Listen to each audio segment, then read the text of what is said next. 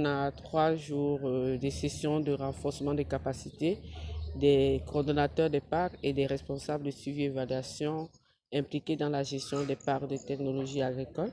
Il est important de rappeler que les parcs de technologie agricole jouent un rôle important dans le dispositif de mise à l'échelle des technologies agricoles au sein du CORAF.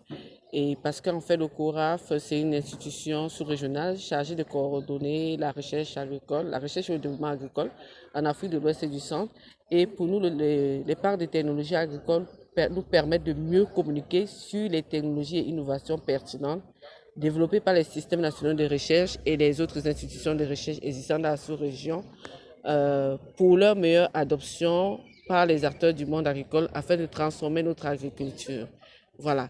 Et pourquoi dans cette formation? Parce qu'en fait, dans la mise en place des parcs de technologie agricole, les dispositifs de suivi et évaluation jouent un rôle capital et clé parce qu'ils vont nous permettre d'évaluer, de savoir déjà ce qui a été fait, d'évaluer les performances, de savoir ce qui marche, de pouvoir identifier ce qui marche, ce qui ne marche pas, quelles sont les bonnes pratiques à capitaliser et à diffuser et en fait comment mieux travailler et mieux avancer pour le futur.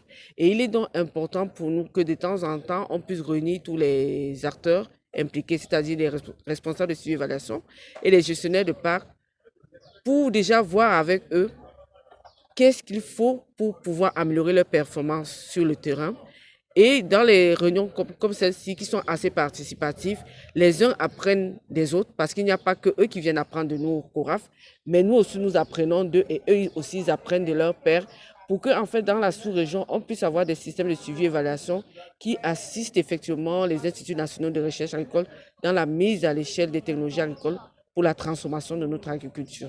Lors de la session de février 2024, on s'était rendu compte qu'il y avait encore un certain nombre des aspects sur lesquels il était important qu'on puisse s'appesantir avec les cibles, c'est-à-dire les responsables de suivi et évaluation et les coordonnateurs de parcs.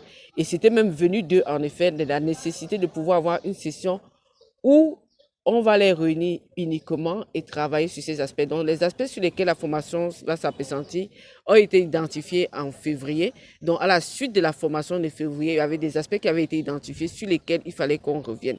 Et entre-temps aussi, des visites dans les pays ont permis d'évaluer le niveau de performance en suivi et évaluation des acteurs. Et ce sont sur ces aspects qu'on va s'appesantir. Donc, c'est pour ça que c'est important. C'est pour ça que cette formation s'inscrit dans une certaine continuité.